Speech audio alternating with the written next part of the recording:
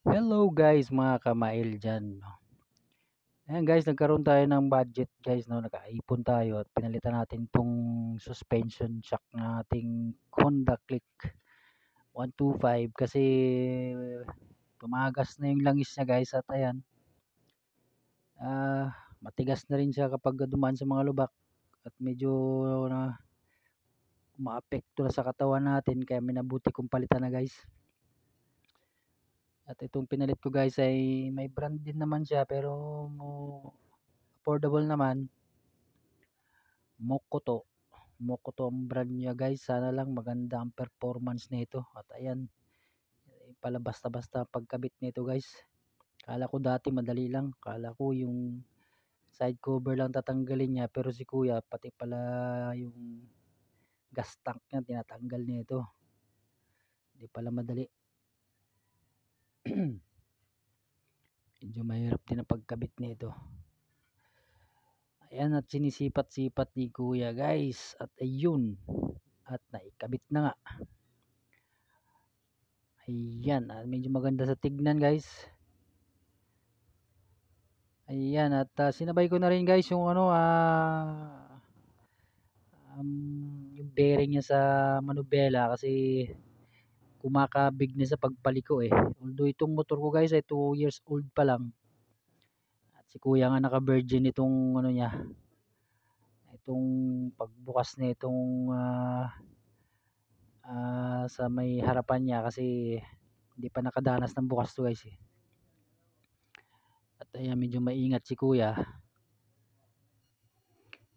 At ayan nga, hindi rin ito rin isa pa, hindi rin madali guys na pagpalit ng nito kasi marami kang babaklasin.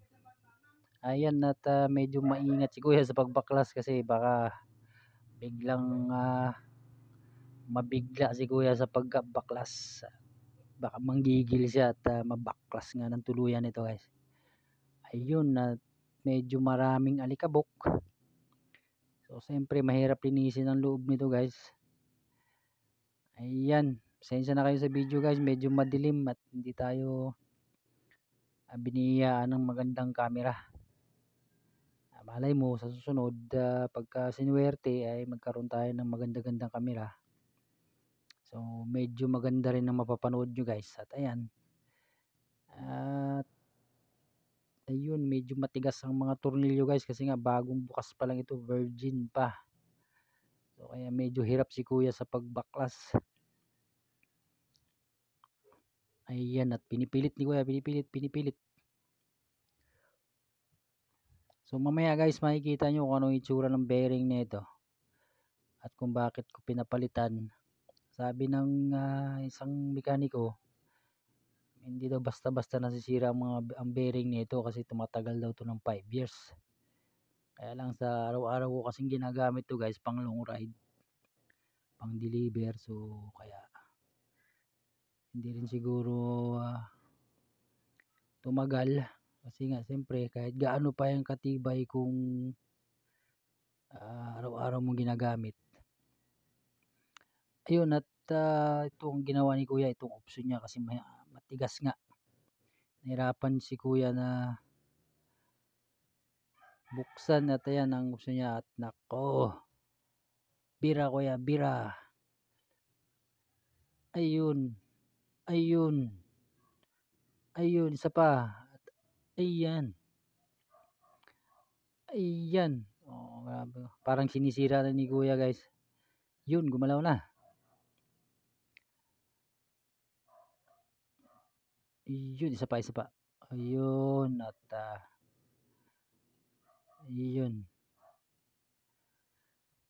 So ayun at sabi ni kuya nga ay natuyuan siya guys ng grasa kaya matigas.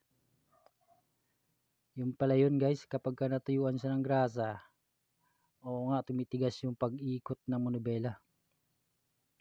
Ayun wala na nga siyang grasa guys. Kasi nagkalaglagan na yung mga tornilyo ya. So kailangan talaga timing lang din at napalitan ko pa. At saka pala guys, yung ipinalit ko dito ay in-order ko lang sa online. Di ko sure kung genuine o original. Basta sana lang tumagal.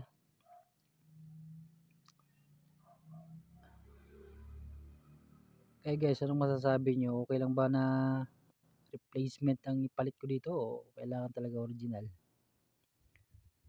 Malalaman natin yan at hayaan nyo guys, mag-update din ako kung anong magiging resulta sa ipinalit ko dito. Ayun, saka medyo kinalawang na rin guys. Ayan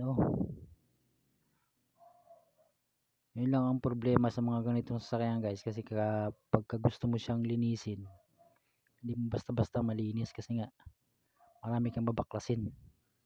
Maliban na lang kung matyaga ka magbabaklas at kung marunong ka bilang mekaniko. Ayan at kinakabit na ni kuya guys. So yun lang guys, sinare ko sa inyo kung paano pagkabit nitong paano pagpalit ng bearing sa manubela nito tsaka yung suspension shock niya. At ayan na, patapos na rin, kinabit na, binabalik na ni kuya. So sana dito ay may natutunan kayo dito guys kahit papaano. Kahit hindi masyadong detalyado yung video ko, ay yan, gumawa tayo ng paraan para ma-share din sa inyo kahit papaano. Pagtyagaan nyo na lang guys. At salamat sa mga kapanood nito. Sana ay mayroon kayong natutunan.